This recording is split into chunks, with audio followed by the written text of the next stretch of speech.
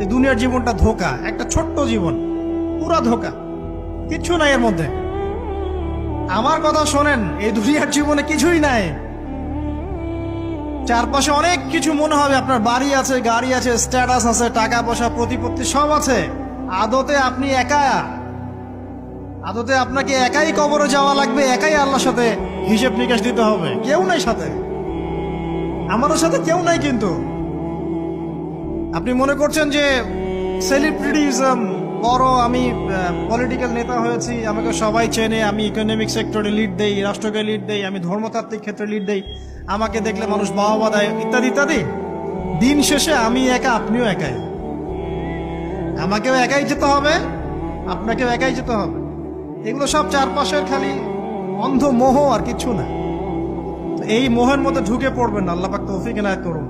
নবী সাল্লাল্লাহু আলাইহি ওয়াসাল্লাম বারবার বলতেন